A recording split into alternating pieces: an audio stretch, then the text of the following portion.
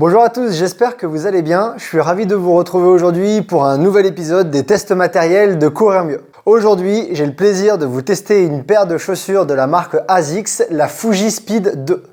Avant de rentrer dans les détails de ce modèle, je vais vous parler brièvement de la marque ASICS. C'est une marque pilier dans le monde de la chaussure de sport. Elle est connue et reconnue pour son engagement envers la performance, le confort et l'innovation. Fondée au Japon en 1949, ASICS s'est bâti une solide réputation en créant des chaussures de sport de haute qualité pour la course à pied et le trail. La marque propose une large gamme de chaussures de trail running pour couvrir tous les besoins, des trails les plus courts et rapides aux trails les plus longs et techniques. Moi, je trouve que dans le monde du trail, la marque ASICS se fait remarquer à travers deux leviers. Le premier, c'est sa team internationale aux performances remarquables. Côté masculin, on retrouve par exemple Stian Angermund, leader de la team, qui a fait victoire sur tous ses départs depuis 2021, sauf une course. Andrew Simon, qui a fait premier à la Transganaria 2023 et à la Saint-Élion 2022. Ou encore, par exemple, Andreas Reiterer, qui a fait deuxième au championnat du monde de trail long 2023. Côté féminin, on a par exemple Sarah Alonso, première à l'ETC 2023, Esther Fellofer, podium à tous ses départs en 2023, ou encore Christine Welch, une anglaise, deuxième au Snowdonia by UTMB 50 en 2023. Le deuxième levier qui fait connaître ASICS, c'est le Trail Elite Factory, imaginé par ASICS et iRun en 2020. Le Trail Elite Factory, en fait, c'est un programme qui a pour but d'identifier et d'entraîner les futures étoiles du trail en France. Donc, il cible plutôt des jeunes. Et par exemple, Marie Goncalves, qui est bien connue aujourd'hui dans le monde du trail, a par exemple été détectée et a brillé après être passée par ce programme. Donc pour moi, c'est les deux choses qui font qu'on connaît quand même pas mal ASICS dans le monde du trail aujourd'hui. Je vous propose maintenant de rentrer un petit peu plus dans ce qui nous intéresse aujourd'hui, à savoir les Fuji Speed 2. La gamme de trail de ASICS est composée d'une petite dizaine de modèles différents, comme la ASICS Trabuco, bien connue, ou encore les Fuji Light 4, dont vous retrouverez le test sur la chaîne. Sortie en 2023, la ASICS Fuji Speed 2 vient, comme son nom l'indique, remplacer la Fuji Speed 1, et comme leur nom l'indique également, ces deux modèles, la Fuji Speed 1 et la Fuji Speed 2, sont taillés pour la vitesse. Même si elles portent le même nom, il y a quelques différences entre ces deux modèles. Je n'ai malheureusement jamais testé les Fuji Speed 1, mais par contre, en regardant les caractéristiques de la 1 et les 2 que j'ai entre les mains, j'ai remarqué les divergences suivantes. La première chose que j'ai vue, c'est un changement dans la mousse qui constitue la chaussure. Pour une version plus légère, la Fuji Speed 1 était constituée de la Flight Foam, de la mousse Flight Foam de la marque, alors que la Fuji Speed 2, je reviendrai dessus après, mais est équipée de la Flight Foam Blast Plus, qui est une version allégée. La deuxième différence que j'ai remarquée en comparant les deux modèles, c'est le lassage. Ici, je reviendrai aussi dessus par la suite, on a un lassage traditionnel avec des lacets plats, alors que la Fuji Speed 1 était équipée d'une sorte de quick lace, d'un système de serrage avec une petite coulissette, et ça a été abandonné. Et la dernière grosse différence entre les Fuji Speed 1 et les Fuji Speed 2, c'est la présence de la plaque carbone. Je reviens dessus par la suite, mais les Fuji Speed 2 sont équipés d'une plaque carbone complète. La Fuji Speed 2 est présentée par ASICS comme leur chaussure de trail permettant d'aller vite. Elle est décrite par la marque comme leur modèle le plus rapide, le plus dynamique et le plus léger. En résumé, vitesse maximum, poids minimum. Pour atteindre cet objectif, ASICS explique avoir travaillé et perfectionné cette paire durant de longs mois au sein de leur institut des sciences de sport qu'ils ont et qui est basé au Japon. Pour information, ce sont les chaussures qui ont accompagné la première place de Stian Angermund au championnat du monde de trail court 2023 et sa victoire à l'OCC 2023. Je vous propose de rentrer un peu en détail pour commencer dans les caractéristiques techniques des ASICS Fuji Speed 2. Tout d'abord, concernant leur poids. Elles pèsent 242 grammes en 42 hommes, 300 grammes en 46,5 hommes pesés par mes soins, et elles pèsent 230 grammes en 40 femmes, ce qui en fait une chaussure qui est quand même plutôt légère. Sur le marché, il n'y a pas beaucoup de chaussures qui sont aussi légères. La hauteur du stack au talon est de 24 mm, c'est l'épaisseur qu'on a donc ici, 24 mm au talon, et à l'avant, on a un stack, une hauteur, une épaisseur de 19 mm. Du coup, 24 à l'arrière, 19 à l'avant, ça nous donne un drop de 5, ce qui est également un drop modéré. 5, c'est quand même parmi les drops les plus petits qu'on peut trouver sur le marché. Je précise que du coup, ça en fait une chaussure avec un amorti léger qui est pas extrêmement prononcé et du coup, une chaussure qui va être plutôt basse avec 24 mm à l'arrière et 19 à l'avant. C'est une chaussure qui est assez basse et assez proche du sol. Concernant le mesh, je vous le montre ici. C'est un mesh en Exquin, ça s'appelle, qui est léger, robuste et respirant avec un maintien impressionnant. Et avec ce mesh, il y a une démarche éco-responsable avec une fabrication en fait qui contient 52% de bouteilles recyclées. Donc ça, moi je trouve ça particulièrement agréable. Et je vous le montre, je ne sais pas si vous pourrez le voir bien, mais c'est pas un mesh qui est très élastique.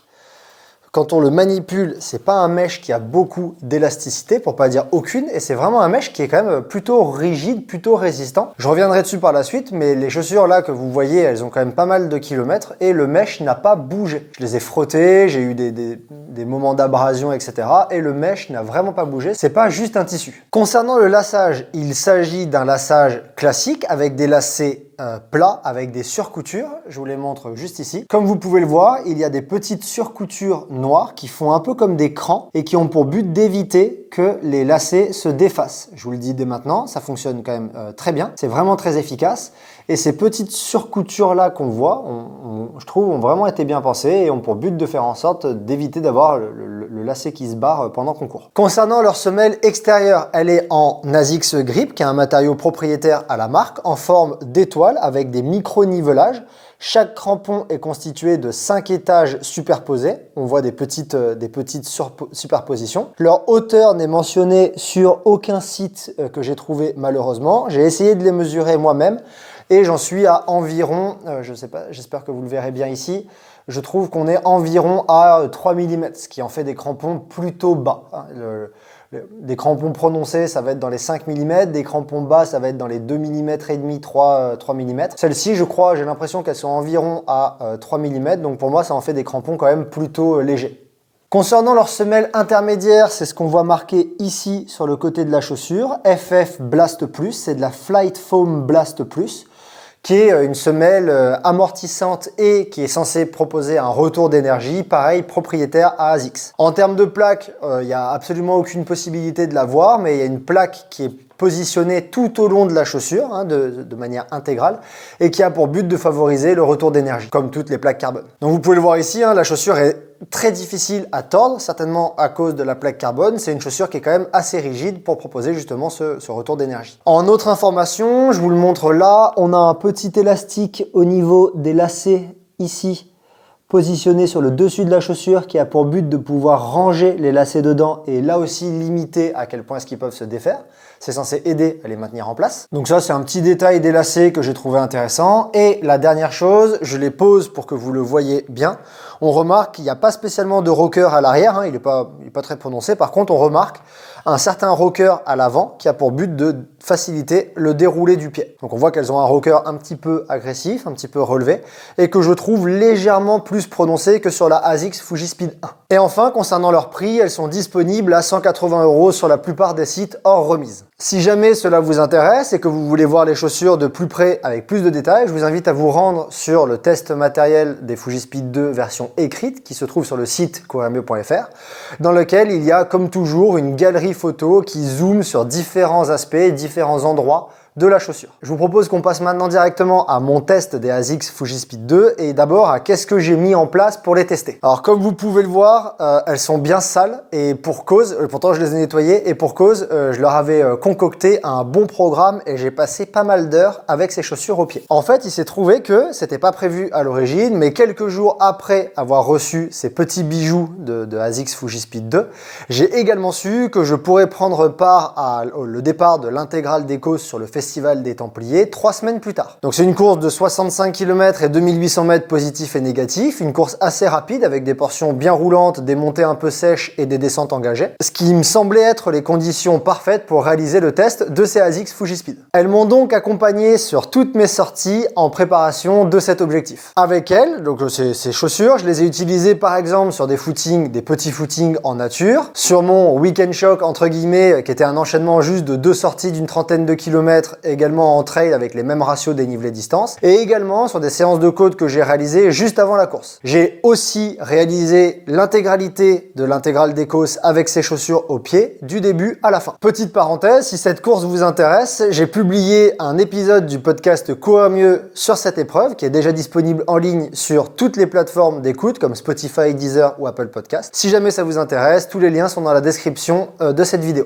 Donc pour conclure sur les conditions de réalisation de ce test, j'ai utilisé ces chaussures dans plein de situations différentes, plutôt sur des terrains peu techniques, à quelques passages près qui étaient accidentés qui m'a permis de me faire une idée générale d'elles. Et au moment où je vous enregistre cette vidéo, les chaussures ont plus de 200 km au compteur et j'ai pas la mesure exacte, mais une certaine quantité de dénivelé. Je trouve que pour me faire une idée générale de leurs compétences et de leur utilisation, il n'y avait rien de mieux comme condition de test que cette préparation à l'intégrale des causes des Templiers. Comme d'habitude, je vais vous parler des points que j'ai aimés sur ce modèle et de ce que j'ai un peu moins aimé dessus. Et je vous propose de commencer directement avec ce que j'ai aimé dessus. Je vous préviens de suite, les ASICS Fuji-Speed 2 m'ont énormément plu. Aussi, j'ai vraiment beaucoup de points à mentionner dans la section j'ai aimé. Et je vais néanmoins essayer d'être bref dans ma présentation de ces différents aspects. Mais voilà, il y a vraiment beaucoup de choses que je pourrais discuter ici. La première chose dont j'ai envie de parler, c'est leur dynamisme. Elles ont vraiment un dynamisme que je trouve remarquable. C'est le premier point qui vient en haut de ma liste de ce que j'ai aimé sur les ASICS Fuji-Speed 2. Durant mon test, c'est vraiment le premier critère qui m'a sauté aux yeux dès la première utilisation, dès la première foulée. Le dynamisme de cette chaussure est remarquable. Je l'ai trouvé impressionnant et à la course, j'ai trouvé que les Fuji-Speed 2 réagissaient avec beaucoup d'énergie. Elles accompagnent très bien, voire je trouve aident à la propulsion vers l'avant, tout en donnant une certaine sensation de légèreté à la foulée, et ce même après de nombreux kilomètres. Si je vous donne un exemple, même sur la fin de mon intégrale d'Écosse, après 6h30 de course, j'avais la sensation que les Fuji-Speed 2 continuaient à accompagner énergiquement mes relances dès que je commençais à courir sur les derniers plateaux de la course. Mes sensations semblent d'ailleurs confirmées par la littérature scientifique, je ne suis pas complètement déconnecté. Si on prend par exemple la méta-analyse de Rodrigo Carranza et collaborateurs publiée en 2021, il montre que les plaques carbone, entre autres, qui participent à rigidifier la chaussure, augmenteraient effectivement le dynamisme des chaussures et amélioreraient l'économie de course chez les athlètes. Donc ma sensation d'énergie et de retour, d'allègement de la foulée, il n'est pas complètement, j'ai l'impression, déconnecté des évidences scientifiques. Et parallèlement, je pense que ce dynamisme, il est également, à mon sens, favorisé par le rocker à l'avant de la chaussure, qui lui aussi participe au déroulé du pied, à une propulsion, à un transfert d'énergie du milieu pied vers l'avant. Donc ça, c'est vraiment le premier point que j'ai adoré, le dynamisme de la chaussure, que j'ai trouvé remarquable sur les ASICS Fuji-Speed 2. Le deuxième aspect que je veux discuter dans les points que j'ai adoré, c'est le confort et le fit ajusté de la chaussure. Avec leur stack bas et leur amorti léger et la plaque carbone intégrale sur toute la chaussure, et le dynamisme de ce modèle, j'avais peur que mes pieds et mes chevilles n'accusent le coup. En réalité, c'était pas du tout le cas, et ça m'amène à croire que cette mousse-là, que même au toucher est assez moelleuse, la Flight Foam Blast Plus de ASICS est particulièrement efficace. À mon sens, leur 24 mm semble suffire pour assurer un bon confort et amortir complètement la plaque carbone rigide qui est en fait juste dessous le pied. Alors, j'ai lu d'autres tests sur internet qui disaient que c'était pas forcément une bonne idée d'utiliser cette paire de chaussures au-delà de 30 à 40 km, qu'elles étaient plutôt faites pour des formats très courts. Personnellement, je suis pas de cet avis. J'ai fait 7h35 de course sur l'intégrale d'Écosse, donc 65 km et 2008, et j'ai jamais ressenti un manque de confort ou quoi que ce soit semblable, ni dans les pieds, ni dans les chevilles, ni dans les genoux. J'ai vraiment senti que c'était des chaussures super confortables, même à l'arrivée, j'avais pas de douleur au pied particulière ou l'impression que mon pied avait beaucoup trop travaillé, donc je suis pas certain qu'elles se limitent à ce type de distance. Alors, je n'ai malheureusement pas testé ces chaussures au-delà de cette durée, de 7h30, qui est déjà une belle sortie, mais j'ai le sentiment qu'elles peuvent tout à fait vous accompagner sur encore quelques heures, quelques kilomètres, même plus que 7h30. En tout cas, moi, ça me choquait pas de me dire que j'aurais pu courir plus avec celle-ci. Parallèlement, je pense que le confort dans la chaussure est également favorisé par sa stabilité à l'intérieur et le fit proche. Comme je vous l'ai dit avant, le mesh étant rigide, le pied ne bouge pas du tout et on a vite une sensation d'harmonie entre le pied et les Fuji-Speed 2 de ASICS. Moi, j'ai vraiment aimé ce croisement entre un haut confort, même sur de la, entre guillemets, un longue distance, il y a toujours plus long que 65 km,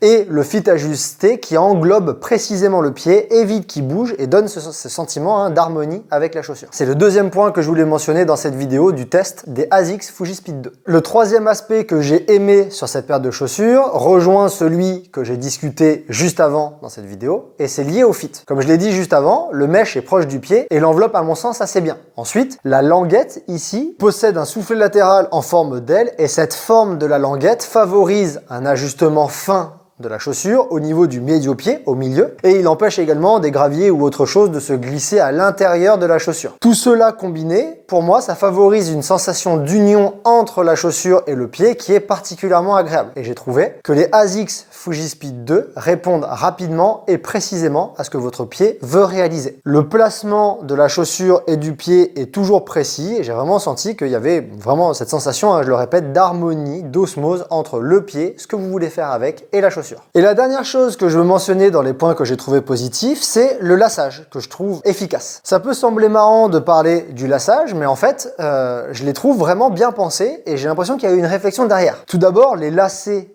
étant plats améliore le confort comparativement à des lacets circulaires parfois utilisés. En plus, les petites coutures supplémentaires dont je vous ai parlé tout à l'heure, l'espèce de petits crans que j'ai mentionné, ont pour moi un vrai effet sur le maintien du nœud que vous allez réaliser. Ils diminuent les risques que vos lacets se défassent et quand vous rajoutez ces petits crans, vous ajoutez à ça l'espèce de petits passants dont je vous ai parlé, que je vous ai montré ici, qui a pour but de ranger les lacets et qui eux aussi ont pour but qu'ils ne se baladent pas et qu'ils soient maintenus, qu'ils ne se défassent pas. Et pour moi, c'est des petits détails qui cumulés donnent l'impression qu'il y a eu une vraie réflexion derrière la chaussure sur proposer un lassage précis, durable et confortable. Alors, on peut penser que le lassage est déjà au cœur des réflexions avec ce qu'ils avaient fait sur la Fujispid 1, comme il y avait un quick lace, c'est pas commun qu'il y en ait un. Peut-être que ASICS a voulu tester quelque chose et là, ils ont testé autre chose. Moi, voilà, j'aime bien quand il y a ce genre de démarche et je voulais le mentionner dans cette vidéo. C'est un détail, c'est plusieurs détails, mais plusieurs détails qui montrent que ASICS s'est penché sur la question de comment proposer des lacets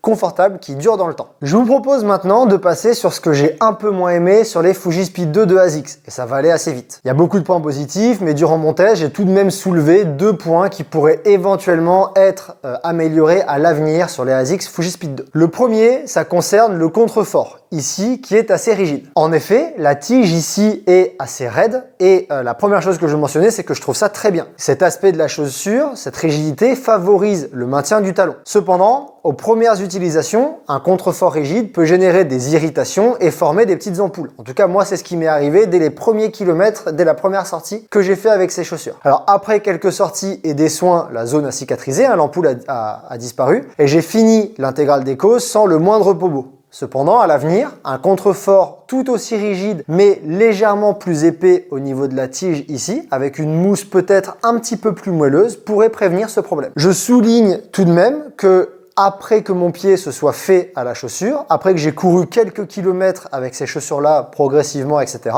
le souci a disparu. Comme je vous l'ai dit, j'ai fini les 65 km de l'intégrale sans aucun problème au pied, donc votre pied peut s'y adapter. Mais je pense quand même que ce serait une bonne chose de légèrement rajouter un petit peu de moelleux sur cette partie du contrefort. Et le deuxième point que je vais mentionner dans cette section, ça concerne leur accroche. Pour moi, l'accroche des ASICS Fujispid 2 est un de leurs points faibles. Si le terrain est plutôt stable, plutôt compact, la chaussure est à l'aise et ses crampons suffisent amplement. Comme sur les Templiers, aucun souci. A l'inverse, si le sol est plus instable, moins compact, les crampons montrent vite leurs limites et peuvent facilement décrocher. Ça m'a d'ailleurs surpris quelques fois. À mon sens, à l'avenir, des crampons plus prononcés ou avec une autre forme, ça vient peut-être de la forme également en étoile avec des surcouches, ce serait le bienvenu. Travailler un petit peu sur les crampons, ce serait quand même, à mon sens, pas mal. Dépasser cette limite sur les chaussures, ce serait pas mal. Soit en augmentant leur profondeur, comme je vous l'ai dit avant, ils sont pas très épais, soit en augmentant, en changeant leur forme pour quelque chose d'un peu plus agressif, par exemple. Mais ça permettrait de faire que ces ASICS Fujispid 2 soient plus efficaces dans encore plus de situations différentes et donc soient un petit peu plus polyvalentes, on va dire. Disons que je m'aventurerai pas sur des terrains instables avec elles au risque,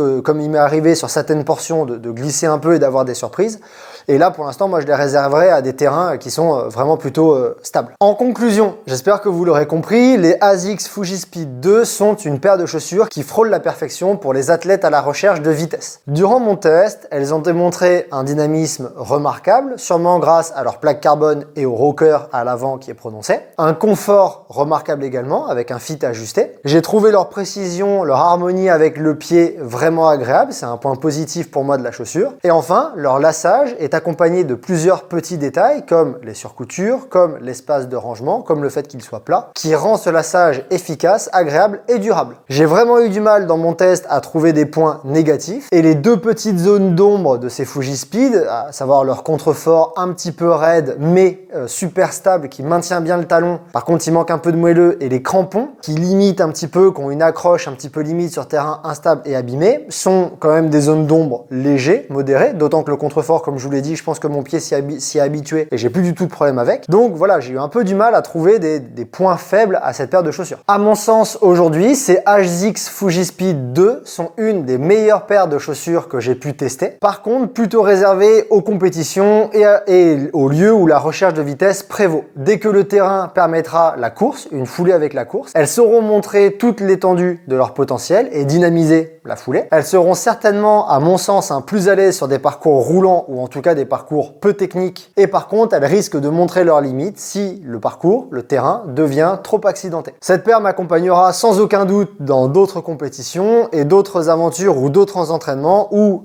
le parcours me permet de rechercher la vitesse et de courir pour jouer avec leur dynamisme. Voilà, c'est tout pour cette vidéo et pour mon test des ASICS Fuji-Speed 2. J'espère qu'il vous a plu. Comme je vous le dis à chaque fois, un moyen de soutenir mon travail et que je puisse continuer à vous proposer des tests matériels de qualité, c'est d'aimer cette vidéo, de la commenter, de la partager autour de vous et de vous abonner à ma chaîne pour être sûr de ne rater aucune de mes publications. Vous pouvez également me rejoindre sur mes autres réseaux comme Instagram et le podcast Courir Mieux qui est disponible désormais sur toutes les plateformes. Je vous invite également à vous rendre sur le site courirmieux.fr et sur le test version écrite de cet ASICS Fuji-Speed 2 où vous retrouverez la galerie photo et peut-être plus de détails. Et il y a également dessus la référence scientifique que j'ai mentionnée un petit peu plus tôt. Un autre moyen que vous avez de soutenir mon travail, c'est si vous décidez de faire l'acquisition de ces chaussures, utilisez un des liens affiliés que j'ai mis dans la description, à savoir que l'utilisation de liens affiliés rétribue dans une petite mesure mon travail et le temps que je passe à réaliser ce type de test. Je vous remercie d'avoir regardé cette vidéo jusqu'ici et je vous dis à bientôt pour un nouveau test matériel.